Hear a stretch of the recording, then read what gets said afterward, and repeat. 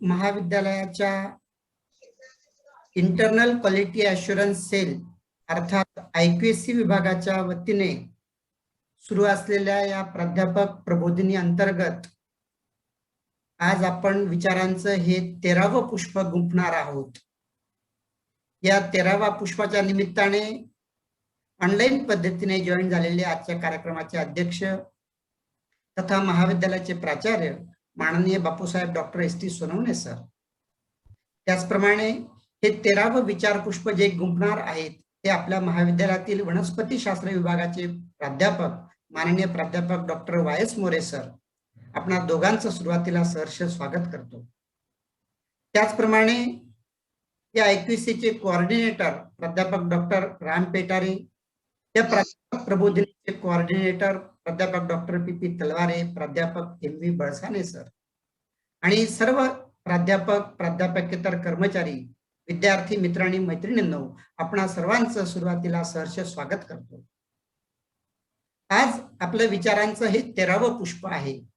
हे 13वं पुष्प जे गुंफणार आहेत ते आपल्या महाविद्यालयामध्ये वनस्पतीशास्त्र अर्थात बॉटनी या विषयाचे 1988 पासून प्राध्यापक आहेत।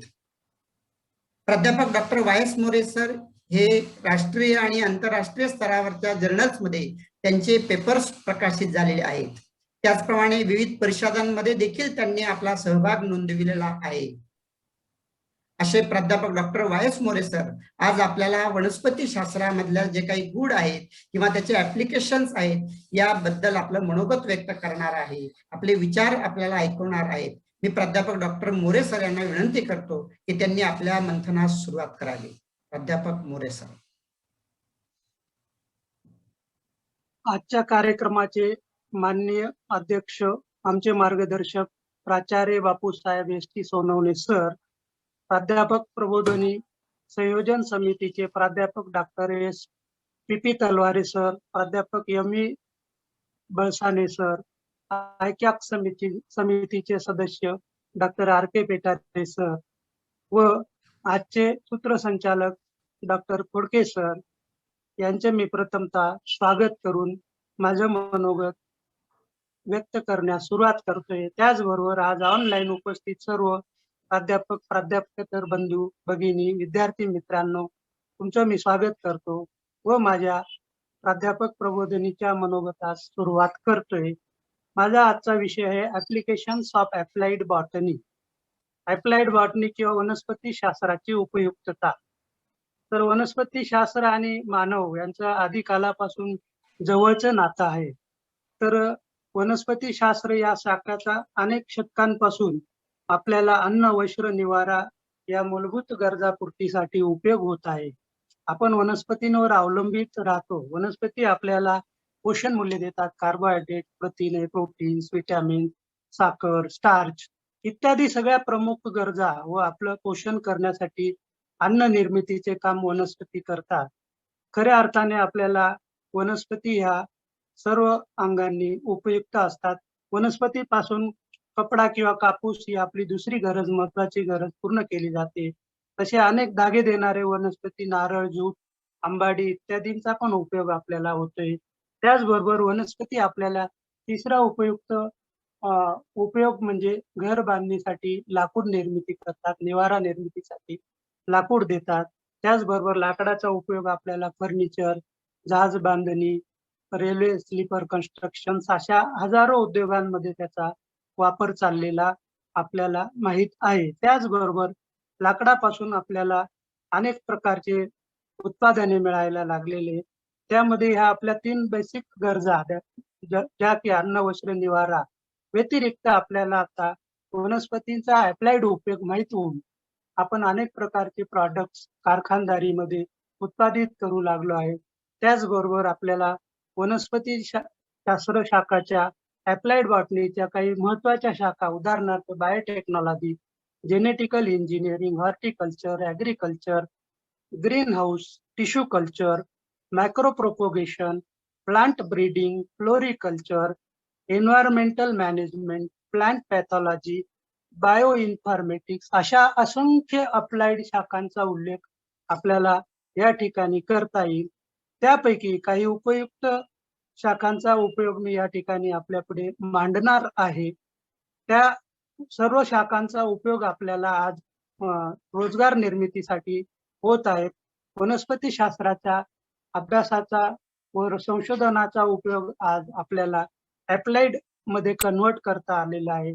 त्यामुळे आपल्या भारतातील अनेक तरुणांना रोजगार निर्मितीचा वाव सिद्ध झाला आहे. त्यामुळे भारतीय ब्रेन ड्रेन हा परदेशाकडे न ओढा करता आता आपल्याच देशामध्ये स्थिरावला आहे. त्यामुळे आपल्या देशाच्या प्रगतीमध्ये मोठा हातभार लागलेला आहे. वनस्पती शास्त्राच्या बेसिक ज्ञानाचा वापर किंवा पारंपरिक वनस्पती शास्त्र व आधुनिक वनस्पती शास्त्र यांच्या दोघांच्या संयुक्त सहभागाने आपल्याला या विषयामध्ये अनेक अप्लाइड शोध लावता येणे शक्य झाले आहे. वनस्पती शास्त्राच्या आधुनिक शोधामध्ये herbal pesticides, cosmetic foods, food products, medicines अशा शेकडो पर्याय समोर येत आहे. अप्लाइड बॉटनी या विषयाचे महत्व व्याप्ती खूप जास्त आहे. याच्या साधारणतः 19 शतकापासून वनस्पती शास्त्रामध्ये नवनवीन शोध लागणे वाढ झाली आहे. तर 21व्या शतकामध्ये खऱ्या अर्थाने अप्लाइड बॉटनी ही पूर्णत्वास आल्याचे आपल्याला सिद्ध झाले आहे.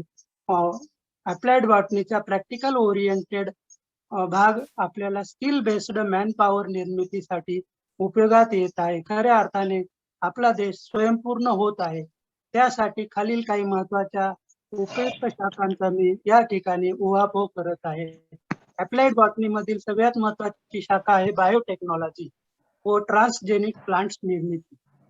तर या ठिकाणी जेनेटिकली मॉडिफाईड ऑर्गॅनिझम्स किंवा जिनॉमची निर्मिती करून आपल्याला सुधारित हायब्रिड वाहनांचा विकास करता आलेला आहे. या हायब्रिड वाहनांच्या निर्मितीमुळे आपल्याला विरुद्ध वातावरणात कमी जमिनीचे न्यूट्रिएंट क्षार असताना, पाणी कमी असताना वाढ होणाऱ्या वनस्पती विकसित करण्यात आलेल्या आहेत. व बुरशी, जीवाणू, विषाणू, कीटक रोधक, कमी उत्पादन खर्च ह्या सगळ्या वेगवेगळ्या विचारांचा उपयोग करून आज आपण नवीन जिनॉम्स निर्मित करून 40% अन्नधान्य उत्पादनात वाढ करण्याचे तंत्र विकसित केलेले आहे. यामध्ये फूड अँड ॲग्रिकल्चरल ऑर्गनायझेशनच्या रिपोर्टनुसार आज आपल्याला 50 ते 60% उत्पादन वाढीचे निष्कर्ष समोर आल्याचे नमूद करण्यात आलेले आहे. त्याचबरोबर रासायनिक प्रदूषण मुक्त फळभाज्या, इको फ्रेंडली धान्य निर्मिती इत्यादींमध्ये आपल्याला बायोटेक्नॉलॉजी व ट्रान्सजेनिक या शास्त्राचा उपयोग होतोय. तर यामध्ये बीटी कॉटन महत्वाचा शोध लागला आहे.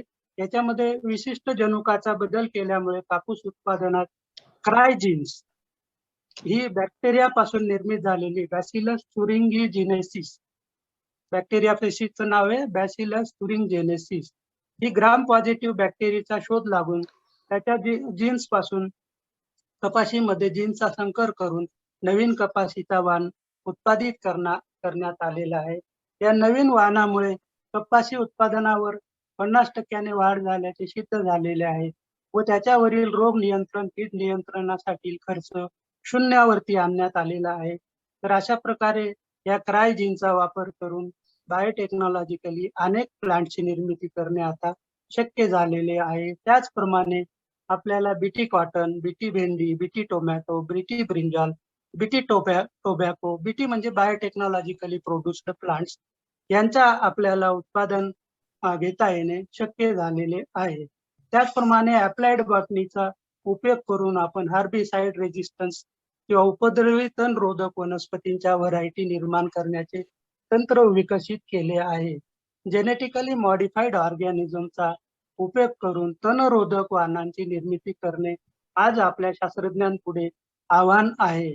कारण रासायनिक फवारणी केल्यामुळे इको फ्रेंडली उत्पादनं न मिळाल्यामुळे अन्न प्रदूषण मध्ये वाढ झाल्याचे सिद्ध झाले आहे. बायोडायव्हर्सिटी मध्ये बिघाड झाल्याचे सिद्ध झालेले आहे. त्यावर पर्याय म्हणून आपण हर्बिसाइड्स रेजिस्टन्स व्हरायटीज निर्माण करणे की ज्या तण मुक्त ठिकाणी अडॅप्ट होतील किंवा तणांच्या शेतीमध्ये उत्पादनामध्ये काही फरक होणार नाही. तर यासाठी या हर्बिसाइड रेजिस्टन्स व्हरायटीचा उपयोग आपल्याला होत आहे. त्याचबरोबर अप्लाइड बॉटनीमध्ये improvement in quality of the crop.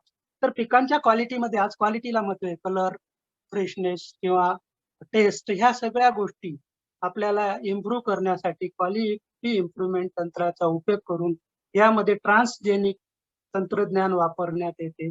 या ट्रान्सजेनिक तंत्रज्ञानामध्ये 2 हायब्रिड प्रजाती एकत्र मिक्स करून त्याच्यापासून नवीन वाण निर्माण करण्यात येतात. त्यामध्ये सोयाबीन, टोमॅटो, तूर, हरभरे, बटाटे इत्यादी सुधारित वाणांची निर्मिती होऊन पोषण मूल्य वाढविण्यात आलेले आहे.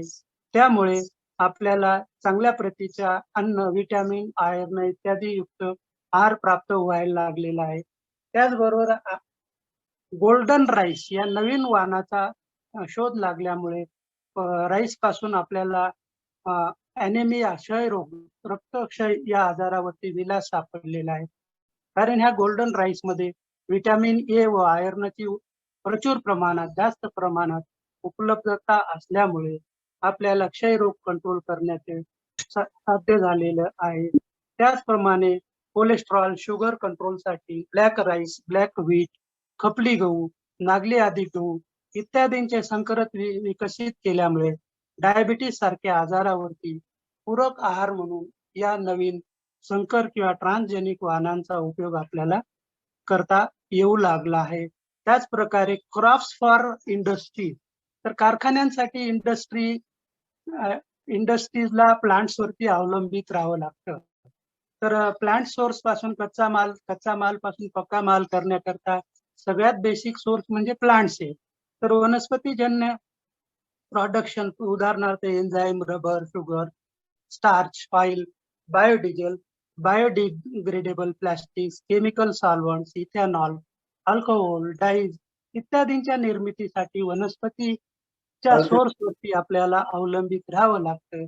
त्यामुळे आपल्याला chemical solvent, ethanol, alcohol, dies इत्यादींची निर्मिती करून अनेक प्रकारचे कारखाने, उद्योग सुरू करण्यात आलेले आहेत. Extending life of fruits and vegetable. तर आपण मार्केटपर्यंत फळं, भाज्या पोहोचवण्यासाठी उशीर करतो आणि या उशिरामुळे त्यांच्या वरती ट्रान्सपोर्टमध्ये दूषित होण्याचे, नाश पावण्याचे प्रमाण वाढते. यामुळे या भाजीपाल्याचं नुकसान होऊन आपल्याला पैसा मिळवता येत नाही.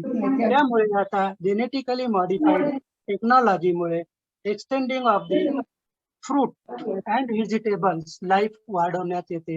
याच्यामध्ये ट्रान्सजेनिक व्हरायटीचा उपयोग करून आपण वेगवेगळ्या फळभाज्या यांचे उत्पादन घेऊ लागलो व ते उशिरापर्यंत मार्केटिंग होईपर्यंत सुरक्षित राहतात. अशा वाहनांची निर्मिती केल्यामुळे दूर देशी आपण हा माल निर्यात करू शकतो व आपल्याला जास्त प्रमाणात नफ्याची संधी मिळालेली आहे. त्याच प्रकारे extending the vast life of the cut flowers किंवा फुलांना मार्केटिंग मध्ये खूप महत्व आहे. आज उत्सव समारंभ, लग्न या ठिकाणी धार्मिक कामांसाठी फुलांच्या मागणीत वाढ होत आहे. उदाहरणार्थ झेंडू, शेवंती, जरबरा, निशिगंधा, टुलिप, मोगरा इत्यादी फुलांचा उपयोग आपल्याला समारंभांमध्ये खूप होत आहे. तर यासाठी आपल्याला मार्केटिंग पर्यंत पोहोचवता येतील अशा प्रकारच्या वाहनांची निर्मिती करणे शक्य झाले आहे. त्यासाठी जेनेटिकल मॉडिफिकेशन किंवा जेनेटिकल बदल घडवून दीर्घ वेळ फुले ताजे राहतील व मार्केटिंग पर्यंत व समारंभ होईपर्यंत जसेच्या तसे 8 ते 10, 15 दिवस पर्यंत आपल्याला शिल्लक ठेवता येतील. इथपर्यंतच्या नवीन व्हरायटी वाहनांमध्ये निर्मिती झाल्याचे सिद्ध झाले आहे.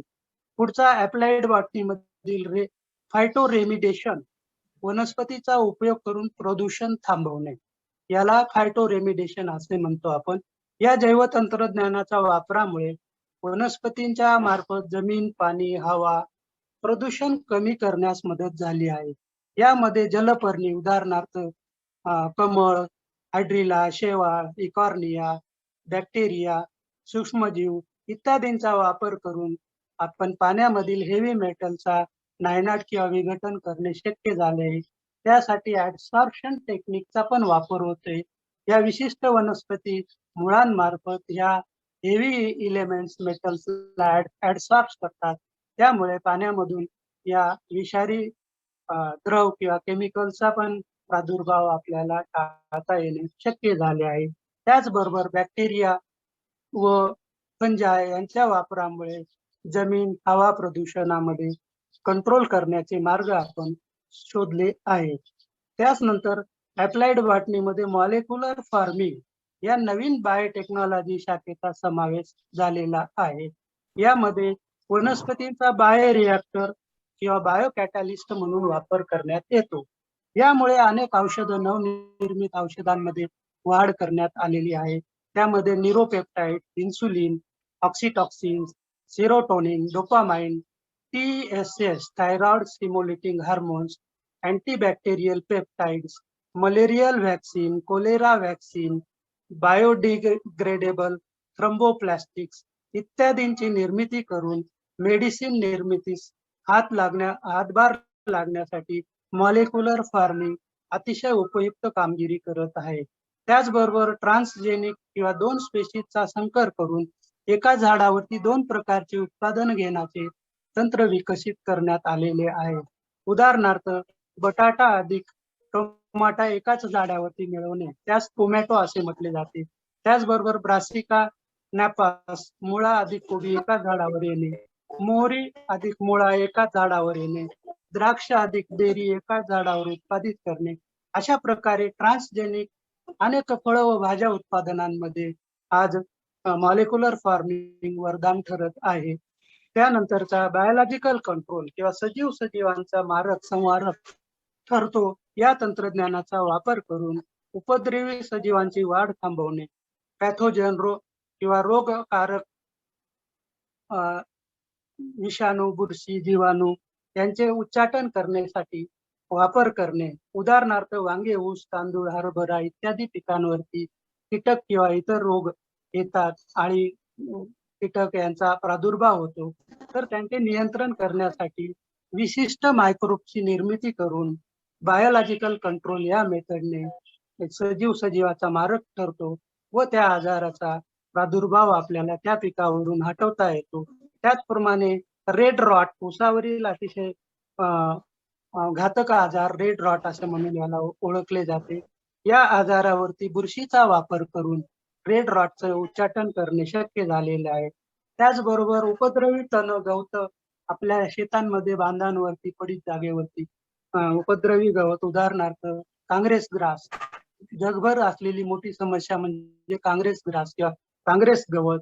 या गवताचे उच्चाटन करण्यासाठी कॅशिया टोरा या वनस्पतीचा वापर केला तर ही वनस्पती नाहीशी होते. म्हणून या कॅशिया टोराचा अल्टरनेटिव्ह प्लांटेशन जर आपण वाढवलं तर आपल्याला काँग्रेस ग्रासला आपल्या भागामधून कमी करणे शक्य होणार आहे.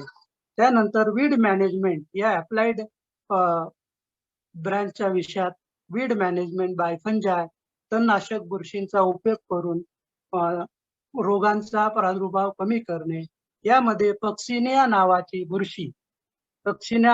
बुरशीच्या वापरामुळे शेतामधील लवाळे हे उपद्रवी तण कायमचे नाहीसे करता येते.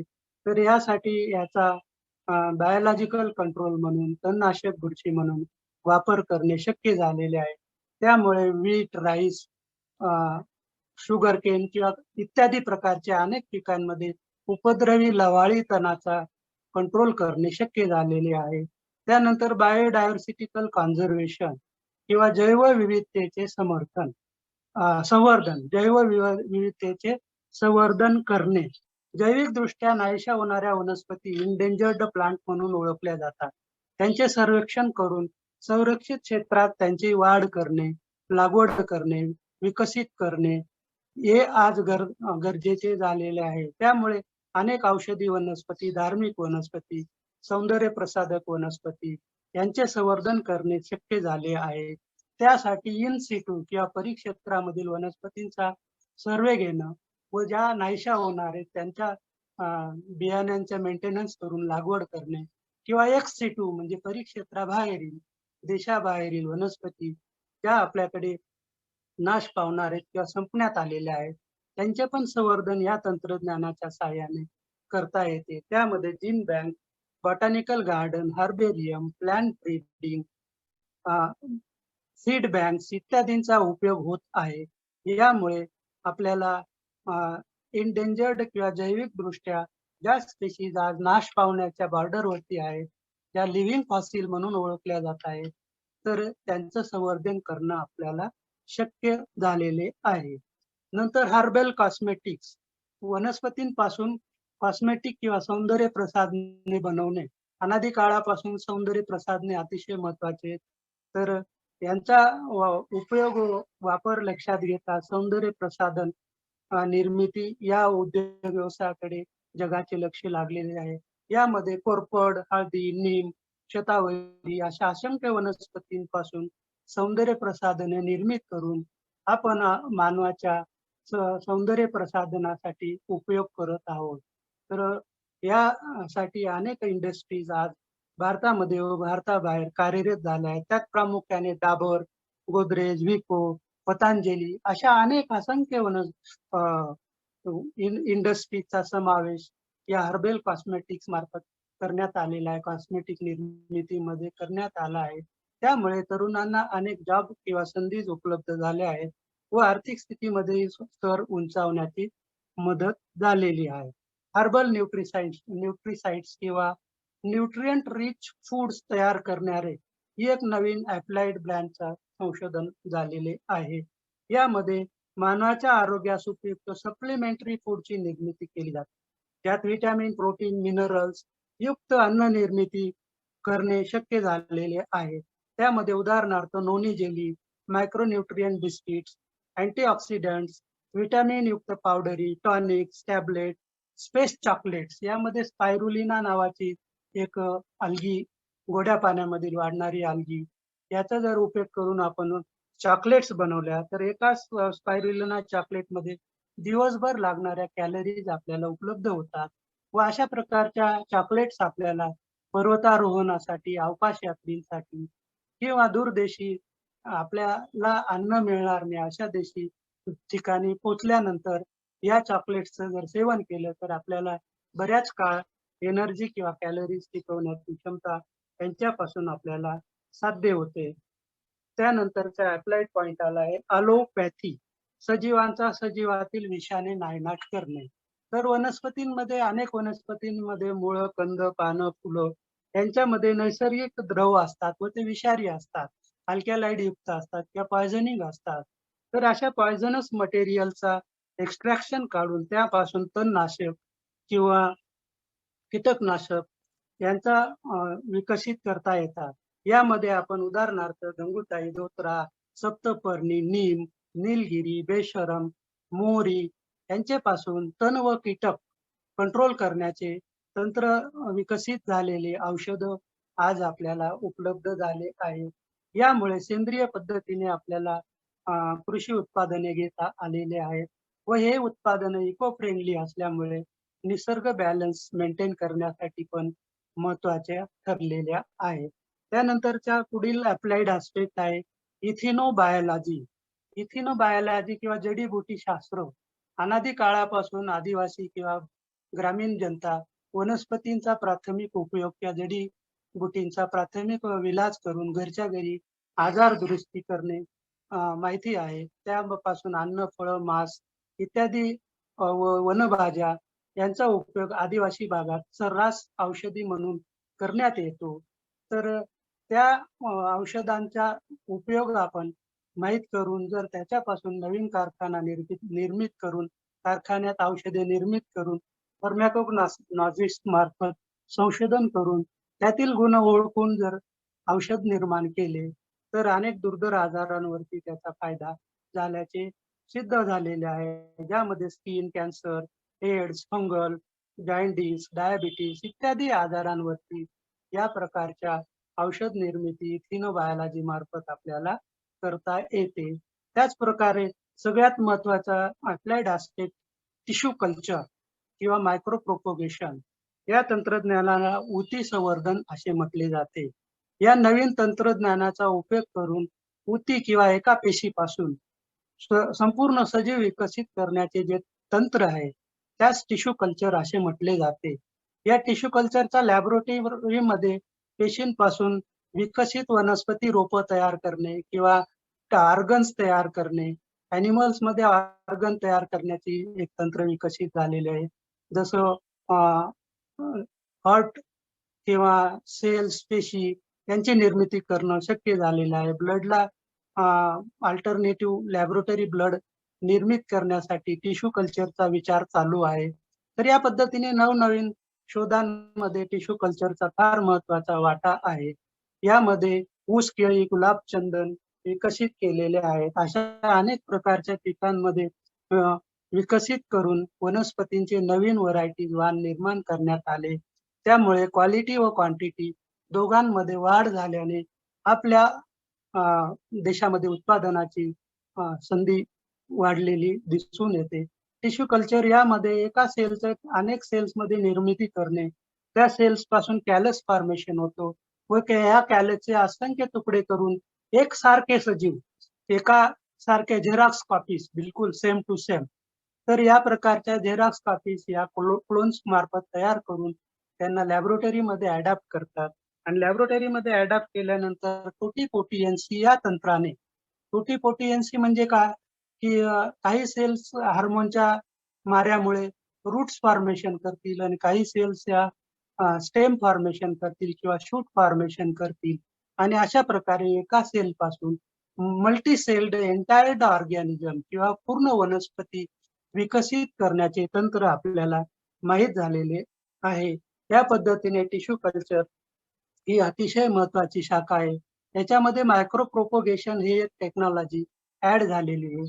याच्यामध्ये अँथर्स, एग्स, ओव्हल्स, रूट्स इत्यादींपासून क्लोन्स तयार करणे, मायक्रो प्रोपोगेशन करणे आणि ह्या मध्ये क्लोन्स तयार होण्यासाठी जेनेटिकल बदल घडून विशिष्ट जीन्स इनकॉर्पोरेट करणे, इंटरेस्टेड जीन्सला इनकॉर्पोरेट करणे व हजार्डस जीन्सला कट करून त्या ठिकाणी टेस्टिंग करणे, मॅनिप्युलेशन करणे, या पद्धतीने मायक्रो प्रोपोगेशन टेक्नॉलॉजी ही टिश्यू कल्चरच्याच तोडीची शाखा याच्यामध्ये निर्मित झालेली आहे. त्यानंतर ग्रीन हाऊस किंवा पॉली हाऊस, प्लास्टिक कल्चर या तंत्रज्ञानाचा वापर आज आपल्या गावांपर्यंत येऊन पोहोचलेला आहे.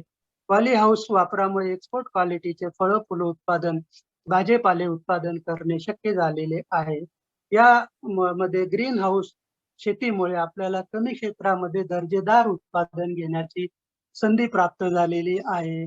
आपल्या जवळील गावांमध्ये उदाहरणार्थ चिकसे, देगाव, शिरवाडे, पिंपळनेर या गावांमध्ये ग्रीन हाऊस, पॉली हाऊसची कॉन्सेप्ट रुजल्यामुळे कोटीने उत्पादन घेणारे ग्रीन हाऊस, पॉली हाऊस आपल्याला आपल्याच भागात निर्मित झाल्याचे दिसते.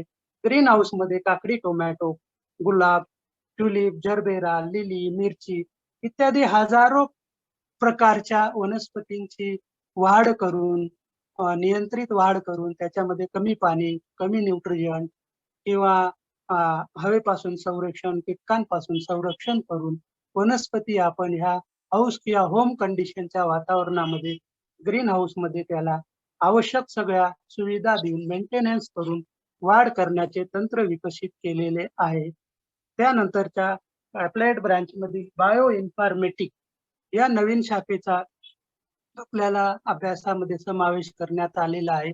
बायो इन्फॉर्मेटिकच्या ज्ञानाच्या सहाय्याने, कॉम्प्युटर व गुगलच्या सहाय्याने आपल्याला वनस्पती किंवा जीवशास्त्रीय माहिती सहज उपलब्ध व्हायला लागली. या माहितीमुळे आपल्याला वेगवेगळ्या प्रकारच्या रिसर्चसाठी जेनेटिकल, जनुकीय संशोधन, औषध निर्मिती इत्यादींचे इन्फॉर्मेशन उपलब्ध होऊ लागले. त्यामुळे संशोधन कामामध्ये आपला वेग वाढलेला आहे. आज आपण इंटरनेट किंवा गुगलच्या सहाय्याने किंवा कॉम्प्युटरच्या सहाय्याने परदेशातील सगळे विकसित झालेले बायो इन्फॉर्मेशन, बायो म्हणजे सजीव आणि इन्फॉर्मेशन म्हणजे जैविक माहिती, या माहितीचा उपयोग आपल्यापर्यंत सहज उपलब्ध होण्याचे तंत्र विकसित झाले आहे. त्यानंतर मशरूम कल्टिवेशन, अप्लाइड बॉटनीमध्ये सगळ्यात जास्त आता मशरूम कल्टिवेशन या शाखेकडे तरुणांचं अट्रॅक्शन वाढलेलं सिद्ध झालेले आहे. मशरूम म्हणजेच भूछत्र किंवा आळंबी किंवा त्यालाच कावळ्याची छत्री असे म्हणतात. या कावळ्याच्या छत्री आपल्याकडे निसर्गतः पावसाळ्यामध्ये ओल्या जागी झाडांच्या या कुचक्या पाल्यापाचोळ्याच्या जागी त्यांची निर्मिती होते. यामध्ये साधारणतः 3000 प्रकारच्या प्रजाती आहेत.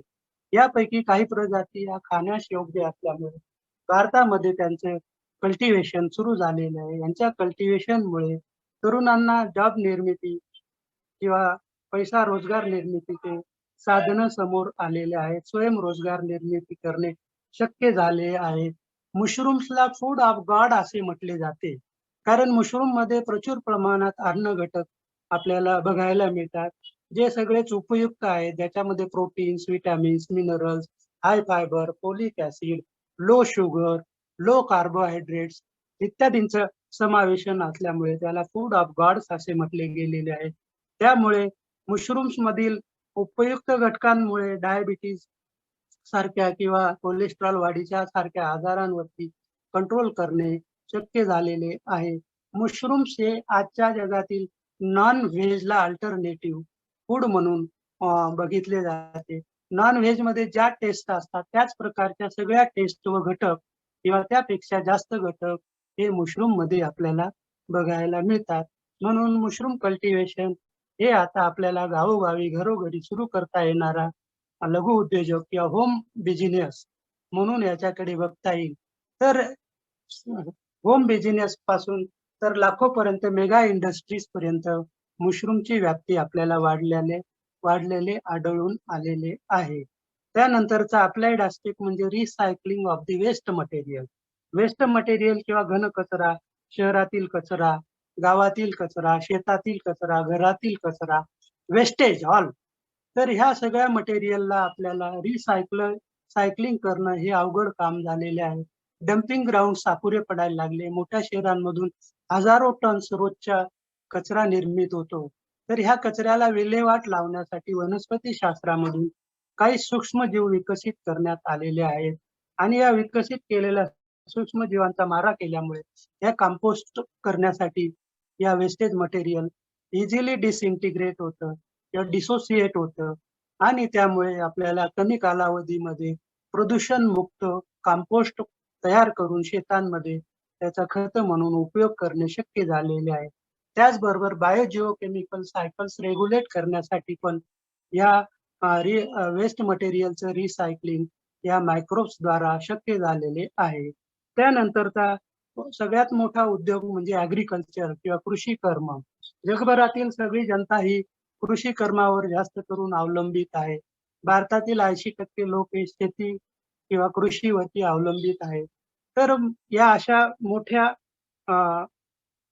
उद्योगाकडे हॉर्टिकल्चर, ऍग्रिकल्चर मधील हॉर्टिकल्चर या महत्वाच्या शाखाचा उल्लेख करणं गरजेचं आहे.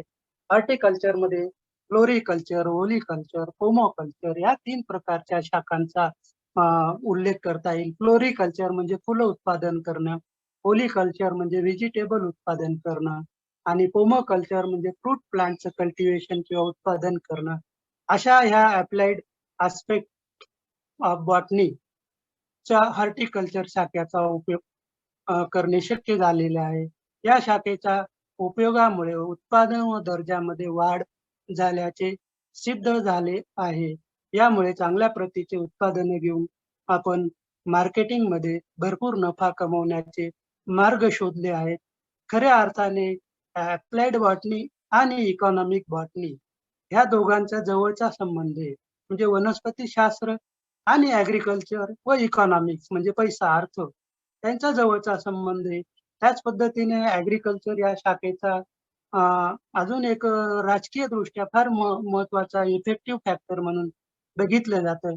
कुठल्याही गोष्टीचा अन्नधान्याच्या किमती, फळांच्या किमती, कांद्याच्या किमती वाढ होणे, कमी होणे याच्यावरनही राजकारणामध्ये अनेक प्रकारचे बदल आपण जगभरातून किंवा देशातून बघत राहतो.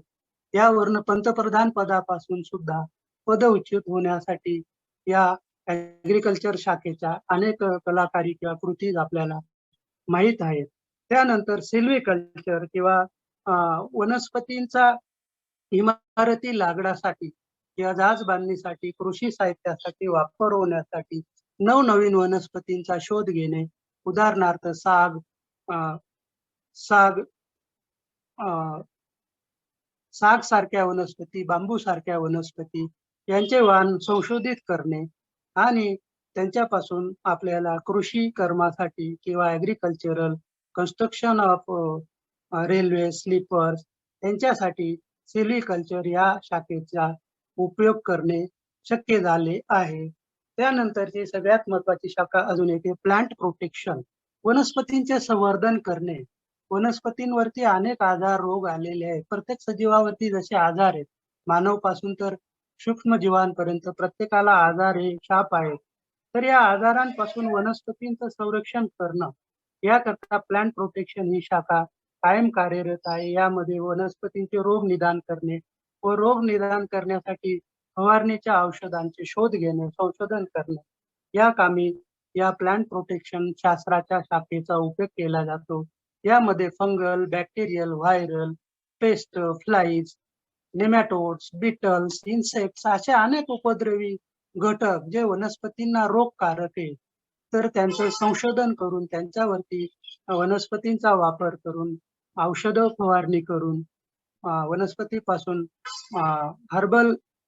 हर्बिसाइडचा वापर करून अशा वनस्पतींचं प्रोटेक्शन किंवा संरक्षण करणे व वनस्पती रोगमुक्त ठेवणे व जास्त उत्पादन घेणे या शास्त्राला वाव मिळालेला आहे. त्यानंतर सोशल फॉरेस्ट्री किंवा सामाजिक वनीकरण. सामाजिक वनीकरण या शाखेमध्ये शाळा, कॉलेजेस, विद्यार्थी व वन खाते किंवा पब्लिक गावातील जनसंख्या यांच्या सहभागाने पडीत जागेवरती वनक्षेत्र लागवड करणे हा मुद्दा मागील 25-30 वर्षापासून समोर आलेला आहे. त्यामुळे वनक्षेत्रामध्ये वाढ झाल्याचे दिसून आलेले आहे.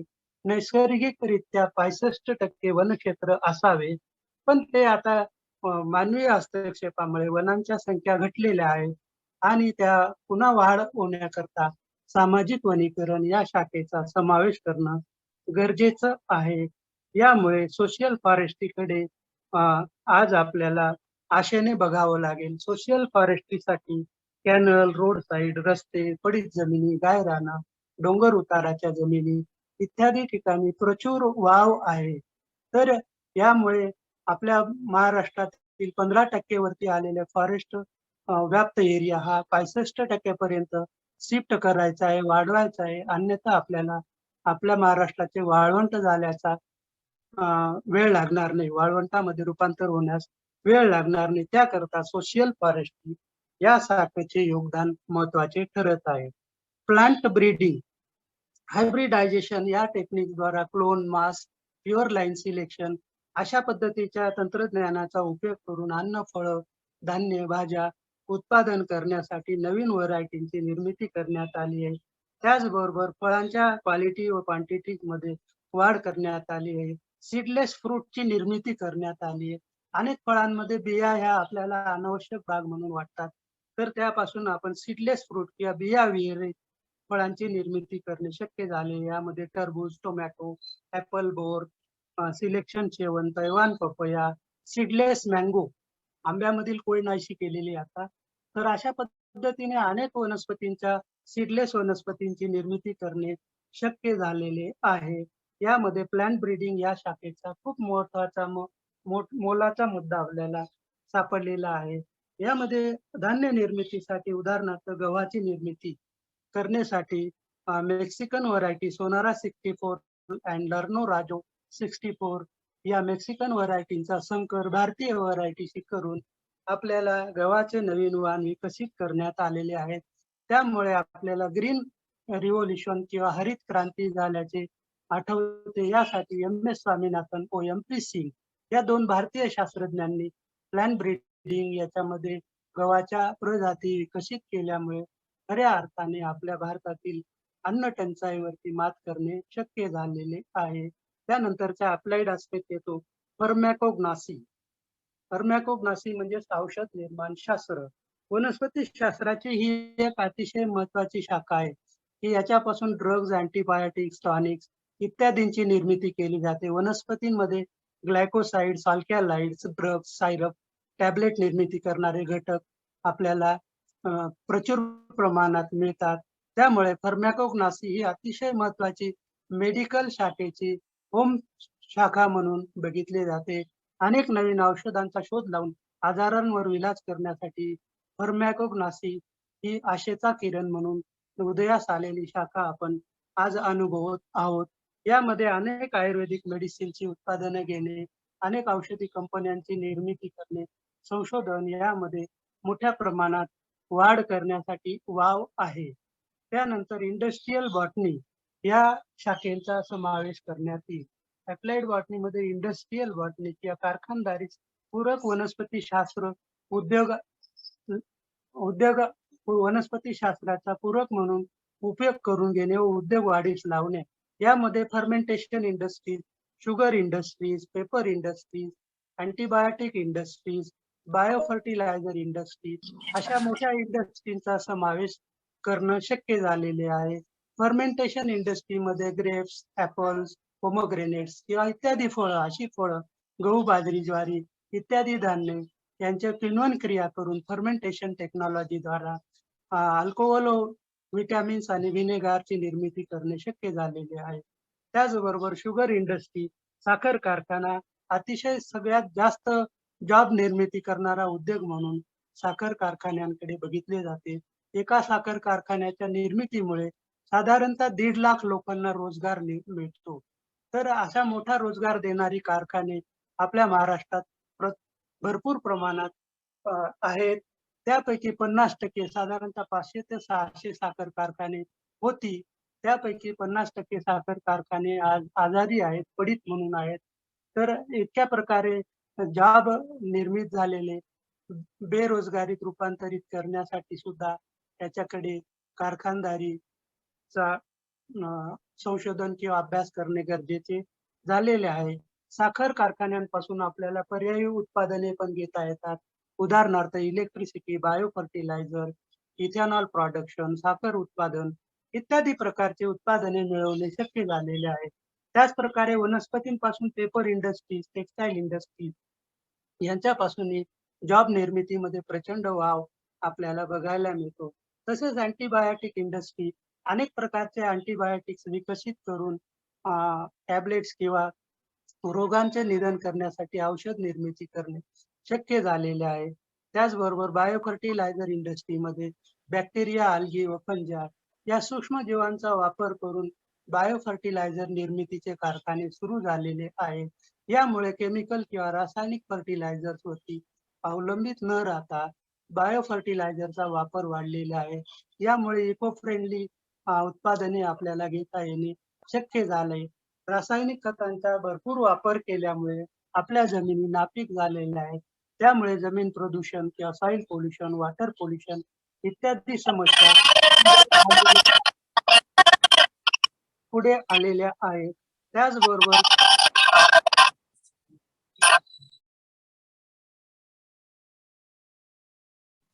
मोरे सर तुमचा आवाज बंद झालाय. मोरे सर तुमचा आवाज बंद झाला.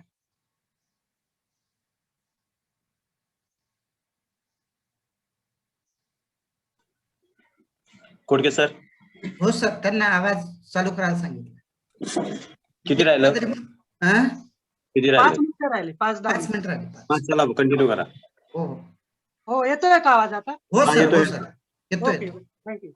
ए नैनेश, ऍपिकल्चर या नवीन शाखेचा उपयोग अप्लाइड बॉटनी मध्ये करण्यात येतो. ऍपिकल्चर म्हणजे मधमाशी पालन. परवाच्या लेक्चर मध्ये आपण कोडके सरांकडून आपण ऍपिकल्चर म्हणजे काय हे शिकून घेतलं. तरी पण ऍपिकल्चर व वनस्पती शास्त्र यांचा जवळचा संबंध म्हणून हा पॉइंट अप्लाइड पॉइंट म्हणून उल्लेख करतोय. ऍपिकल्चर मध्ये मधमाशी पालन करणे. आपल्या शेतांमध्ये, बागांमध्ये मधमाशी पालन केल्याने आपल्याला उत्पादनात वाढ झाल्याचे सिद्ध झालेले आहे. मधमाशी पालन मधून आपल्याला पर्यायी दुसरा उत्पादन म्हणजे मध मिळणे, मधांचा औषधामध्ये उपयोग होणे, वॅक्स निर्मिती किंवा कॉस्मेटिक प्रॉडक्ट्स मध्ये वॅक्सचा वापर होणे.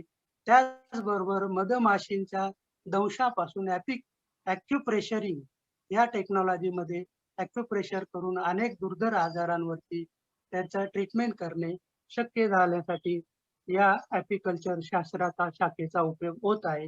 त्याचबरोबर बायो एनर्जी किंवा गोबर गॅस एनर्जी प्रोडक्शनसाठी आपल्याला वेस्ट मटेरियल घनकचरा रिसायकल करणे शक्य झालेले आहे. त्यानंतर प्लांट हेल्थ क्लिनिक्स, जसे गावागावात आपल्याला माणसासाठी गुरांसाठी वेगवेगळे दवाखाने शिल्लक आहेत, त्याच प्रकारे वनस्पती किंवा झाडं, शेतातील पिकं यांच्यावरती रोग निदान करणाऱ्या दवाखान्यांची निर्मिती होणं गरजेचं आहे. त्यालाच आपण प्लांट हेल्थ क्लिनिकची कॉन्सेप्ट म्हणूया.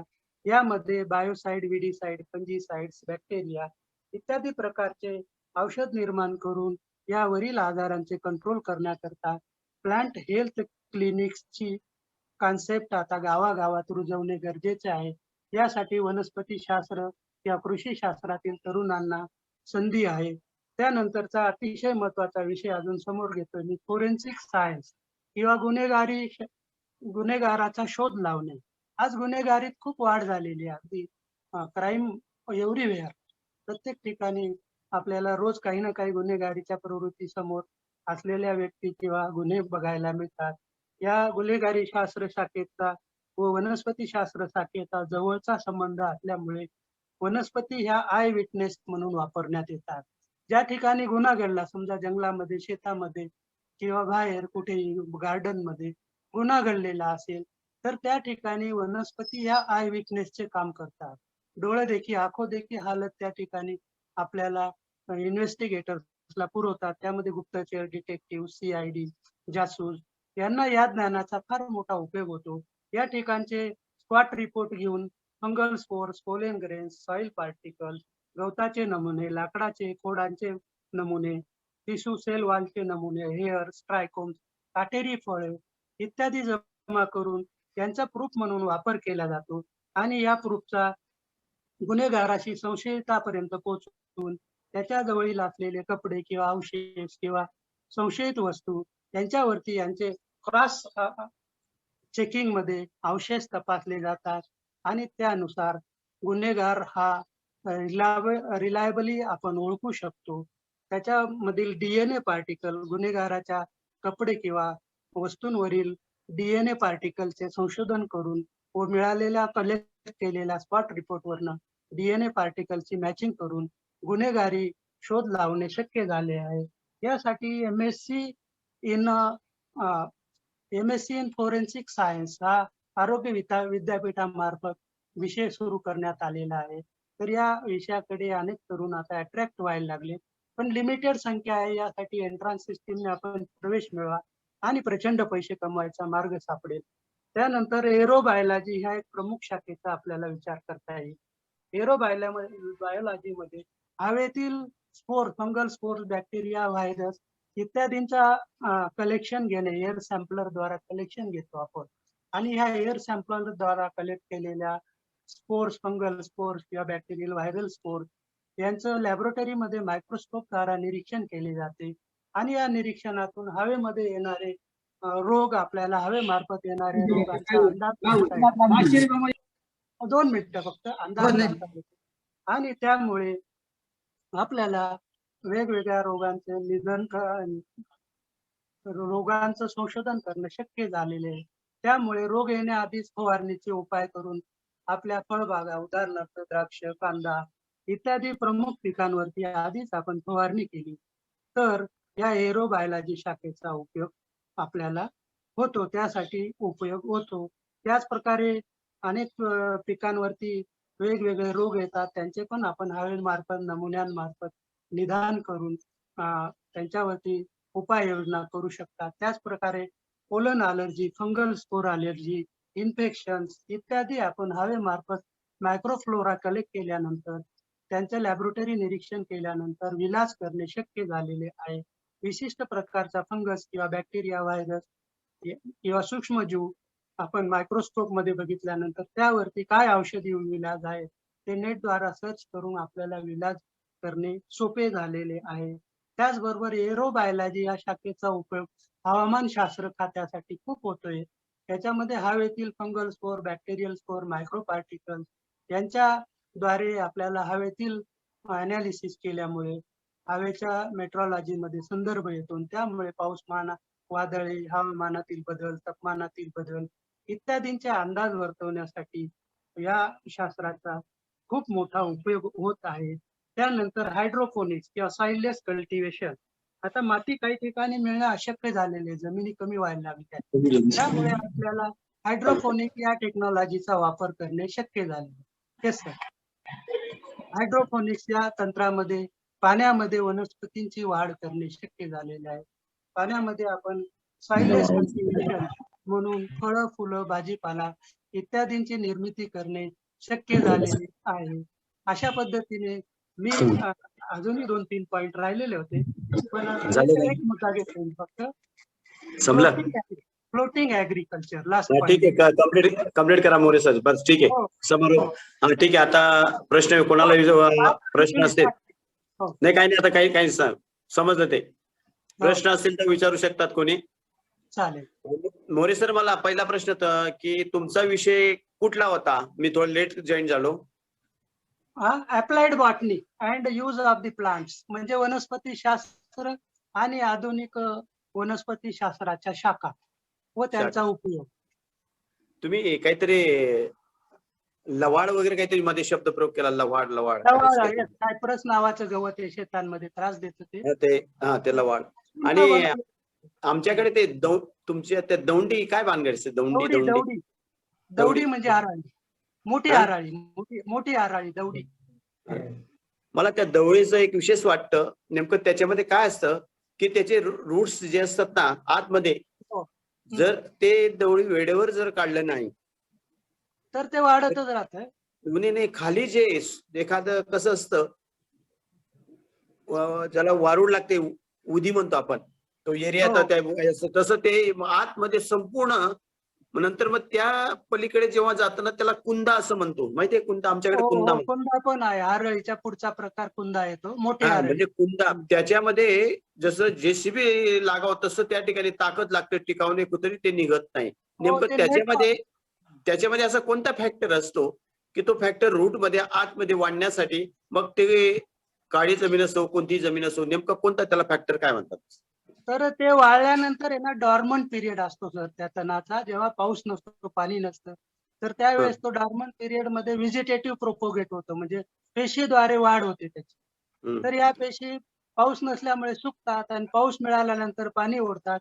पाणी ओढल्यानंतर त्यांचे सेल डिव्हिजन ऍक्टिव्हेट होतं आणि त्यामुळे त्या वनस्पतीची वाढ पुन्हा तयार होते. उन्हाळ्यात सुद्धा त्याचं आतमध्ये चालू असतं प्रोडक्ट, एक्सटेन्शन चालू असतं उन्हाळ्यात सुद्धा. ते आराम करतात. ते डॉर्मंट पिरियड म्हणजे आराम, झोपून घेतात, काहीच करतात. वास्तविक वनस्पतीला पाण्याची गरज असते, पण उन्हाळ्यात सुद्धा त्या आतमध्ये त्यांचं वाढणं चालूच असतं. हो, अशा हजारो वनस्पती आहेत की त्या काही दिवस थंडीमध्ये किंवा उन्हाळ्यामध्ये झोपून घेतात, डॉर्मंट कंडिशन मध्ये जातात, ते ऍक्टिव्हेट नसतात त्यावेळेस. बरं, अजून कोणाला प्रश्न असेल? आहे का सर? एक मिनिट मी विचारतो सर. बरोबर. हॅलो, छोटासा प्रश्न आहे सर, म्हणजे अज्ञान असेल माझं कदाचित. सरांनी असं सांगितलं की आता सीडलेस फळं तयार होत आहेत. हो, म्हणजे फळविरहित. जर असे जर फळविरहित बियविरहित फळं तयार झाले तर भविष्यात बियाच राहणार नाही. आणि जर भविष्यात बियाच राहिल्याने तर मग पुढे झाडं कसे लावणार? हा प्रयोग आपल्या फक्त खाण्यापुरता मर्यादित ठेवले. झाडं ओरिजिनल प्लांट्स ते तसेच राहतील. आता समजा आंबा आपला कोळीपासून निसर्गतः वाढलेला आहे, पण आता काय झाले, मँगो फार्मिंगचं खूप प्रस्त झाले आणि लोकांना फक्त गर मध्ये इंटरेस्ट आहे. कोळीमध्ये आहे का? नाही. कोळी खाण्यास किंवा वजनात ती वजा होते. म्हणून आपल्याला आंब्यामध्ये कोळी नसलेले आंबे निर्मित करण्याच्या किंवा वॉटरमेलन म्हणजे टरबुजांमध्ये बिया नको, डायरेक्ट रस पाहिजे. तर आपण आता किंवा द्राक्षामध्ये बिया होत्या पूर्वी, सिलेक्शन 7 नावाची व्हरायटी आता नवीन आलेली, तर त्याच्यामध्ये बिया नाहीये. पूर्वीच्या द्राक्षांमध्ये लेमन ग्रेप्स म्हणायचे, त्यांच्यामध्ये बिया होत्या. भविष्यामध्ये जर बियाच नाही राहिल्या तर मग तुम्ही परत प्लांट निर्मिती कशी करणार? बिया नाश करणे हा उद्दिष्ट नाही आपले. या सब्जेक्टच्या टॉक मध्ये उद्दिष्ट बिया नाश करणे नाहीच आहे. उलट आम्ही याचे कॉन्झर्वेशन, सीड बँकिंग सुरू केलेले आहे. तर हजारो वर्षापूर्वीच्या नाश पावलेल्या वनस्पतींच्या सीड बँक मध्ये जमा करतो आम्ही आणि त्या झाडांचे पुन्हा कल्टिव्हेशन करून पुनर्निर्मिती करणे म्हणजे in Situ ex situ conservation, endangered species maintenance, हे याच तंत्रामध्ये आले. Okay, thank you. चांगला प्रश्न आहे. याला ठीक एक आहे. याला एक अजून दुसरं पण उत्तर मी देऊ शकतो. हो मोरे सरांनी सांगितलं की तलवारे सरांनी जो प्रश्न विचारलेला आहे की पुढे नाहीशा होतील असं, कारण की वनस्पतीमध्ये एक महत्वाचा गुणधर्म असा आहे की टोटीपोटन्सी असा एक गुणधर्म आहे. हो टोटीपोटन्सी टोटीपोटेन्शियल म्हणजे त्याच्यात तुम्ही कोणती सेल घ्या त्याच्यापासून आपल्याला ते प्लांट डेव्हलप करता येते. But it requires some hormones. म्हणजे त्याला कोळीच पाहिजे असं काही गरज नाही. कोळीच्या व्यतिरिक्त तुम्हाला पान असेल, खोड असेल, रूट असेल, कोणती पिशी काढायची आणि मायक्रो प्रोपोगेशनच्या सहाय्याने ती ग्रो करायची टिश्यू कल्चर मध्ये आणि ते करून झाड निर्माण करायचं. कॅलस टू मल्टिप्लाय असे म्हणजे you take any cell from plant culture Yes. मध्ये टाकलं की आपल्याला Every plant type. मिळतं. एव्हरी टाईप फक्त medium it requires medium special medium figure. More sir, हा थँक्यू. ते भूछत्र कशात मोजलं जा त्याचा हा? गणना कशात? भूछत्र हा कशात गणना होते त्याची? वनस्पतीमध्ये होते का? ही बुरशी आहे सर. बुरशी आहे फंगस. भूछत्र हो हा? उपयुक्त बुरशी आहे. त्याच्यात 2 प्रकार आहेत पुन्हा. त्याला एक आपण हा. कावळाने छत्रे असं म्हणतो ते. हो आपण हो. लोकल नाव दिले त्याला कावळ्याची छत्री, आळंबी असे अनेक नाव आहेत. तर हे भूछत्र म्हणजे बुरशी आहे आणि ही वनस्पतीच्या डेड पार्टिकल वरती किंवा प्राण्यांच्या डेड बॉडीज वरती वाढते आणि त्यापासून मग ते उपयुक्त खाद्य म्हणून काही प्रजाती विकसित झालेल्या आहेत. त्यापैकी काही प्रजाती डेडली पॉइझन आहेत. म्हणून नाही, आपल्याला कावळ्याचीच छत्री का म्हटलं गेलं असतं त्यांना? कावळ्याची लोकांनी- छत्री म्हणजे ती पावसाळा येतो आणि त्याच दिवसात उगते आणि त्या खाली कावळा बसेल बा अशी काहीतरी धारणा किंवा एक फॉल कल्पना आहे. फॉल नाही, असं काहीतरी इतिहास असेल ना, काहीतरी त्याच्या पाठीमागे कारण असलं पाहिजे ना. नाही तो शब्द तर माझ्या वाचण्यात नाही गेला पण तो पावसाळ्यात निर्मित होतो आणि छत्रीचा आकार आहे म्हणून. भूछत्र जमिनीला लगत वाढणारं छत्र म्हणून त्याच्याकडे अजून कोणाला काय शंका? नंतर मी समारोप करेन. काय नाही का? हा नाही सर. कोण विचारतंय का? खोडके सर, हो कोणी हॅलो कोणी काही प्रश्न विचारताय का अजून? नाही तर हॅलो काही शंका नाही सर. हॅलो. हा भाऊ बोला. हा कावळ्याच्या क्षेत्रात जी आहे ती कावळ्याच्या कुठल्या तरी घटकापासून काहीतरी होत असं ना, ते त्याचं वेस्टेजच्या याच्यातून म्हणा किंवा काहीतरी ते नाही सर तो काही संदर्भ नाही. ही आहे ना बुरशी आहे फक्त. बुरशीच आहे का? हो कावळ्याचं आणि त्याचं फक्त या पारंपरिक नाव देण्यात आले. बुरशी लोकल तयार नाही बुरशी तयार होण्याच्या मागचं कारण बॉस बुरशी हाऊ टू डेव्हलप बॉस. ती बुरशी म्हणजे ही पूर्ण छत्री किंवा त्याचा सगळा पार्ट 3 भागात असतो. 3 भागात रूट, टीप आणि गिल असे 3 भागात. वरचा गिल म्हणजे छत्री. या छत्रीमध्ये स्पोर असतात आणि हे स्पोर ज्या ठिकाणी फुटले हजारो लाखो स्पोर असतात त्या ठिकाणी नवीन भूछत्र निर्मित होतं. ठीक आहे. ओके. हॅलो. हा सर. हा, मस्के सरांनी समारोप करायचा आहे. हो सर. आजच्या या प्राध्यापक प्रबोधिनी कार्यक्रमाचे अध्यक्ष महाविद्यालयाचे प्राचार्य आदरणीय डॉक्टर S.T. सोनवणे सर व ज्यांनी आज या प्राध्यापक प्रबोधनीमध्ये व्याख्यान दिलं असे doctor Y.S. More sir. Doctor Y.S. More सरांनी आज आपल्याला वनस्पती शास्त्राची उपयुक्तता या विषयावर आपल्याला जे व्याख्यान दिलेलं आहे. तर वनस्पती शास्त्र व साठी त्याच्या वनस्पतीची काय उपयुक्तता आहे या संदर्भामध्ये त्यांनी 3 मुद्दे सुरुवातीला अतिशय महत्त्वाचे सांगितलेले आहेत. पहिला मुद्दा म्हणजे किंवा अन्न, वस्त्र आणि निवारा यासाठी आपल्याला वनस्पती उपयुक्त आहेत या संदर्भामध्ये विश्लेषणात्मक अतिशय तपशीलवार माहिती सांगितलेली आहे. त्याचबरोबर वनस्पतीपासून कपडा, कापूस हे मानवी जीवनासाठी कसे उपयुक्त आहे या संदर्भामध्येही त्यांनी अनेक प्रकारचे दाखले देऊन सविस्तर अशा प्रकारची माहिती सांगितलेली आहे. आणि लाकूड असेल, फर्निचर बनवण्यासाठी, घर बांधण्यासाठी वेगवेगळ्या ठिकाणी याचा कशा प्रकारे उपयोग होतो हेही त्यांनी सांगितलं गेलेलं आहे. त्याचबरोबर वनस्पतीच्या ज्या काही विविध शाखा निर्माण झालेल्या आहेत या विविध शाखांचा सुद्धा मानवी जीवनासाठी कशा प्रकारचा उपयोग होतो मग त्याच्यामध्ये अप्लाइड असेल किंवा पारंपरिक वनस्पती शास्त्र असेल किंवा आधुनिक वनस्पती शास्त्र असेल, या वनस्पती शास्त्रामधून मेडिसिन पण कशा प्रकारचं बनवलं जातं त्याचबरोबर बायोटेक्नॉलॉजी, या बायोटेक्नॉलॉजी पासूनचे जे काही उपयोग आहेत तेही त्यांनी तपशीलवार या ठिकाणी सांगितलेले आहेत. त्याचबरोबर अप्लाइड टेक्नॉलॉजी कशा प्रकारे निर्माण झाली, का निर्माण केली गेली, किंवा तणरोधक यासाठी त्याचा कशा प्रकारे उपयोग केला जातो हेही त्यांनी सांगितलं गेलेलं आहे. राईस म्हणजे तांदूळ, या तांदळाचे सुद्धा उपयोग कशा प्रकारचे आहेत. क्षयरोग असेल, हे क्षयरोगाला कंट्रोल जर करायचा असेल तर गोल्डन राईसचा कशा प्रकारचा उपयोग केला जातो किंवा त्याची निर्मिती कशी केली जाते. त्याचबरोबर डायबेटिक्स असेल, या डायबेटिक्स आजारावर सुद्धा ब्लॅक तांदूळ याचा सुद्धा कशा प्रकारचा उपयोग होतो. त्याचबरोबर फुलांचा जो काही उपयोग आहे, वनस्पतीचा उपयोग करून प्रदूषण सुद्धा आपल्याला कशा प्रकारचं थांबवता येते. उदाहरणार्थ कमळ असेल, हायड्रोया असेल, शैवाल असेल, सुद्धा त्यांनी चांगल्या पद्धतीने माहिती सांगण्याचा प्रयत्न केलेला आपल्याला दिसून येतो. मेडिसिन निर्मितीसाठी सुद्धा वनस्पतीचा उपयोग कशा पद्धतीने होतो याही संदर्भामध्ये त्यांनी माहिती सांगितली. सजीव असेल, सजीवाचा मारक कशा पद्धतीने, बुरशी असेल, जीवाणू असेल, कीटक असेल, यांना नियंत्रण करण्यासाठी सुद्धा वनस्पतीचा उपयोग केला जातो. या संदर्भामध्ये त्यांनी माहिती सांगितली गेलेली आहे. सौंदर्य प्रसाधने बनविणे, मग त्याच्यामध्ये कोथळ असेल, हळद असेल, निंब असेल, मग त्याच्या संदर्भामधल्या ज्या इंडस्ट्री निर्माण झालेल्या आहेत, मग डाबर असेल, विको असेल, पतंजली असेल, या संदर्भामधली ही माहिती त्यांनी सांगितलेली आहे. ॲलोपॅथीच्या संदर्भामध्येही सरांनी माहिती सांगून धोत्रा असेल, बेशन असेल, याच्यापासून तण व कीटक नाशक कशा पद्धतीने नष्ट करता येतील, त्याचा उपयोग कशा पद्धतीचा हे पण सांगितलं गेलेलं आहे. जडीबुटी शास्त्र सुद्धा किती महत्वाचं आहे. अन्न असेल, फळ असेल, वनभाज्यांचा उपयोग आपल्याला औषध म्हणून कशा पद्धतीने मानवी जीवनासाठी उपयुक्त आहे. मग कॅन्सर असेल, फंगल्स असेल, डायबेटिक्स असेल, याच्यासाठी सुद्धा त्याचा उपयोग कशा प्रकारे केला जातो या वनभाज्यांचा, फळांचा, औषधाचा, हेही त्यांनी सांगितलं गेलेलं आहे. पुन्हा बायो इन्फॉर्मेटिव्ह संदर्भामध्ये त्यांनी माहिती दिलेली आहे. मशरूमच्या संदर्भामध्ये सुद्धा त्यांनी नॉन व्हेजच्या कशा पद्धतीने केला जातो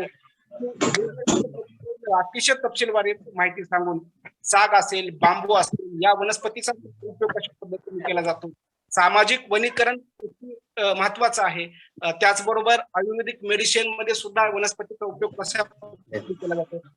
प्रकारची माहिती अत्यंत चांगल्या पद्धतीनं सरांनी खूप कमी वेळेमध्ये खूप जास्त सांगण्यात. व्हिडिओ बंद आहे आणि अनम्यूट केलं. आवाज गेला वाटतं. मस्के सर, तुमचा आवाज गेला. आवाज. हा, तर अशा पद्धतीनं सरांनी माहिती सांगण्याचा प्रयत्न केला गेलेला आहे. धन्यवाद सर. धन्यवाद डॉक्टर मस्के सर. सर, समारोप करायचा. आभार प्राचार्य साहेब.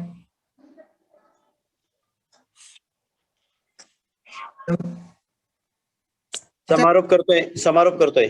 बरं.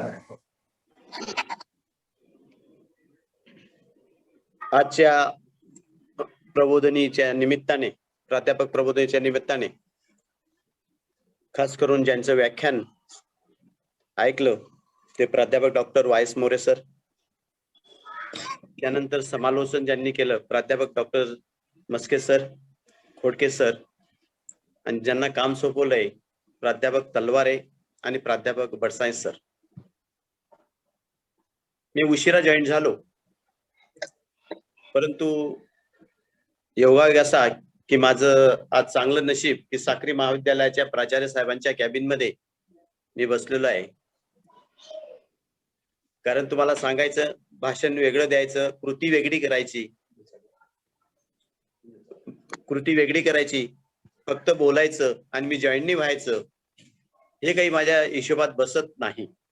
म्हणून माझ्या खाजगी अडचणी जरी असतील तरी सुद्धा त्या अडचणी बाजूला ठेवून मी या प्रत्येक कार्यक्रमामध्ये जॉईन होत असतो.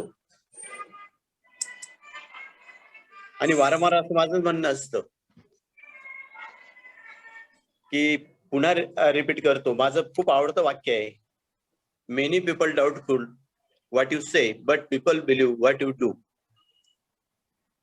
स्टेजवर वेगळं बोलायचं आणि कृती वेगळी करायची, याला नाटकीपणा, नौटंकीपणा म्हणतो आपण. तसं मला येत नाही. म्हणून त्या दृष्टिकोनातून माझ्या अडचणी बाजूला ठेवून तुमच्यामध्ये तुमच्या कार्यक्रमामध्ये मी सामील होत असतो, पार्टिसिपेंट्स होत असतो. मोरे सरांनी मी जे ऐकलं ते अत्यंत चांगल्या पद्धतीने त्यांनी मांडलं. त्याचबरोबर मला असा एक प्रश्न निर्माण झाला, जे काही झुऑलॉजी आहे, फिजिक्स आहे, केमिस्ट्री आहे, त्या सर्व शास्त्रांचं जे बेस असेल, जे बॉटम असेल, तर माझ्या मते बॉटनी आहे. जर बॉटनी नसेल तर संपूर्ण शास्त्र किंवा संपूर्ण ह्युमन बिईंगवर त्याचा परिणाम होईल. परंतु मागे सुद्धा बोललो होतो, खऱ्या अर्थाने बॉटनीच्या याच्यामध्ये संशोधनामध्ये कुठेतरी कमतरता आहे. मी मागे सुद्धा तेच बोललो की रोग आहे, रोग निर्माण होत आहेत, रोग वाढतायत, रोग चांगले होत आहेत, ते उत्तर फक्त बॉटनीमध्ये सापडतं.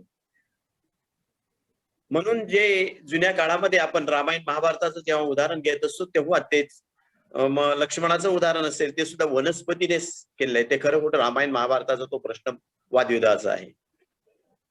पण याच्या पाठीमागे बॉटनी, निर्णय वनस्पती, आणि त्या वनस्पतींना जर शोधलं तर तुम्हाला बरंच काही मिळेल.